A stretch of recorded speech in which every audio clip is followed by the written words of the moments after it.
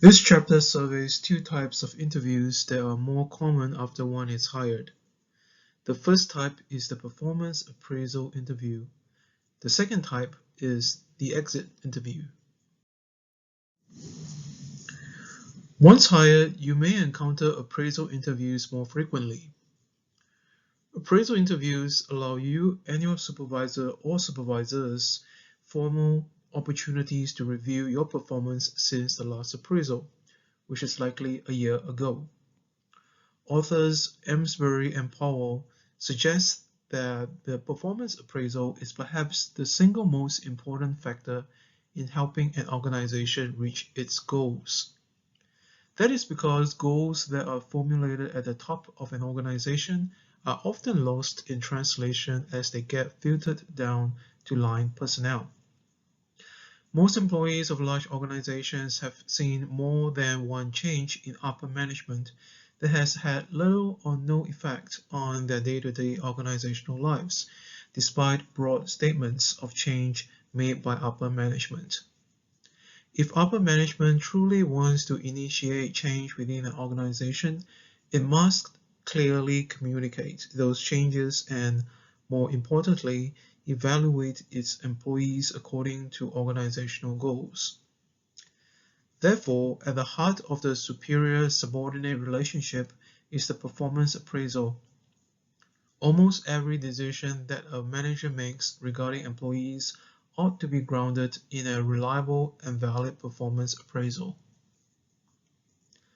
Performance appraisal is important because it allows managers to determine who to promote, who to fire or lay off, as well as who will get a pay raise and how much.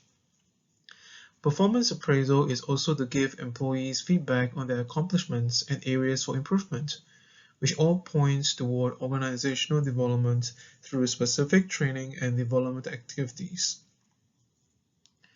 Additionally, performance is not always an easy thing to assess. The decisions that are made from these assessments are, therefore, also very difficult. Sometimes individual performance is a minor factor in making certain decisions. For example, an organization may derive evaluations into levels such as organizational outcomes, which are measured to determine the overall health of the organization, and divisional outcomes, which are measured to determine efficiency of specific units.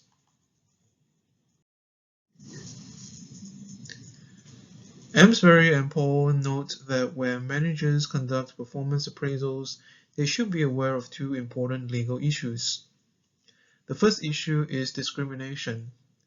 Managers must be able to demonstrate that the laying off of employees is due to work-related reasons and not due to other factors such as race or sex. The second issue is harassment. Harassment refers to a verbal or physical act that creates an uncomfortable environment for an employee based on sexual, racial, or other equal opportunity issues. Performance reviews also raise two other major problems for managers. The first problem is reliability. Reliability refers to the consistency of a measure that will be used to evaluate performance. That means that if a measure, such as a survey, is used multiple times to evaluate the same thing, a consistently similar or same score indicates high reliability. The second problem is validity. Validity refers to the measurement of an observation that is the intended concept or construct to be studied or known. Thus, a manager who is not evaluating his or her employees in the same way is producing unreliable evaluations. Similarly, a manager who is evaluating his or her employees on their performance but is focusing on attributes not related to performance is producing invalid evaluations. The chapter highlights four problems that can affect validity. The first problem is stereotyping, which negatively discriminates an employee based on certain individual attributes. The second problem is known as halo effects, which are the initial positive or negative opinions that individuals have of others. Halo effects can be problematic because people tend to evaluate others based on the positive or negative opinions that they have of other people. The third problem is contrast errors. Contrast errors affect how evaluators assess an individual, in contrast with earlier individuals. The fourth problem is the similar to me error. This validity error happens when the evaluator considers the similarities or differences of the evaluated individuals to him or herself. The concept of homophily explains that we like people similar to us, which may make us evaluate those individuals more favorably.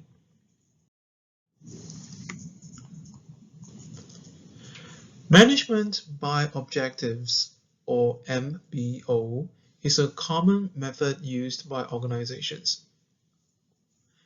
This method encourages supervisors and employees to collaboratively establish goals for the employees to achieve over the performance period. MBOs focus on outcomes, which are the achievement of goals rather than on the employee's behavior.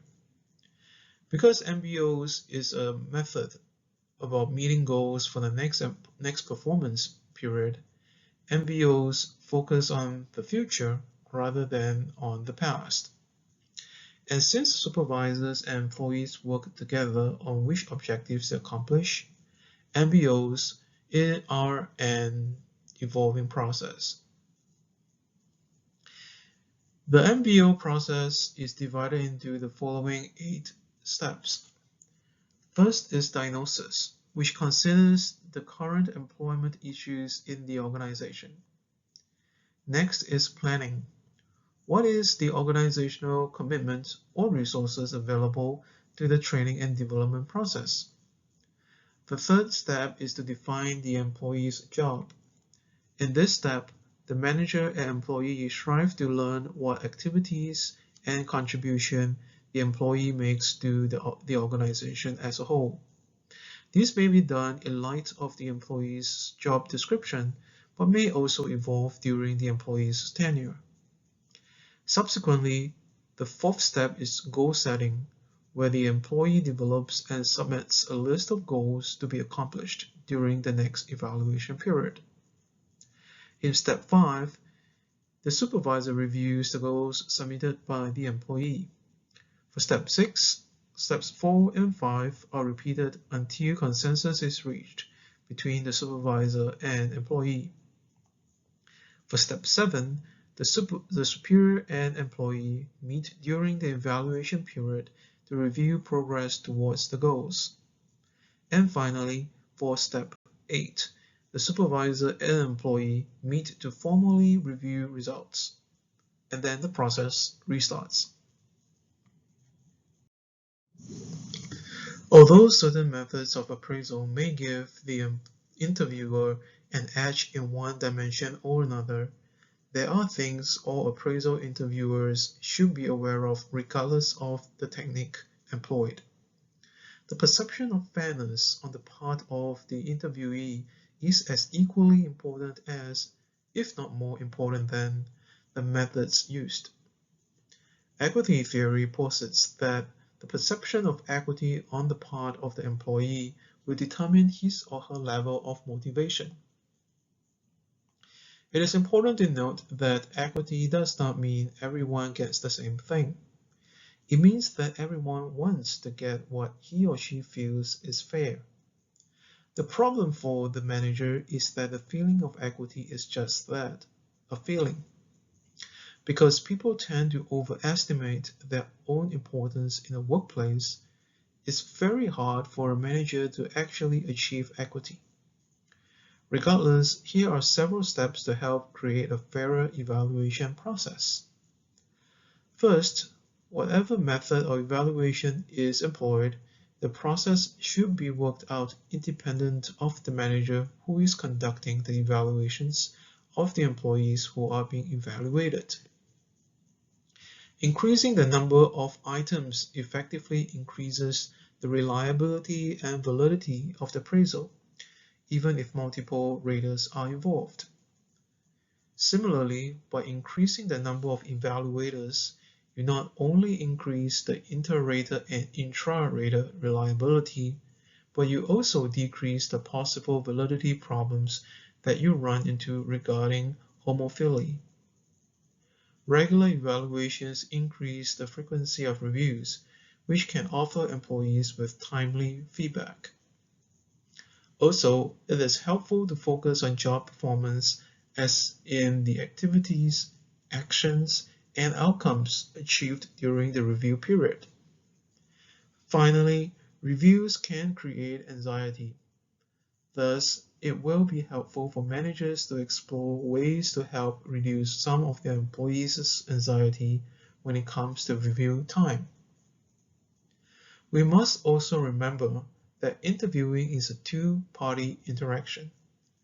Therefore, the behavior of the interviewee, or in this case the employee, must be examined. Those conducting performance appraisals should be aware of how employees may respond, especially when they are faced with an unfavorable review.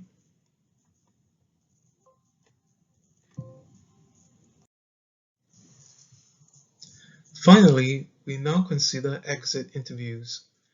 Exit interviews provide employees with a final opportunity to help the organization improve, because exit interviews can yield useful information for an organization to know why the employee is leaving.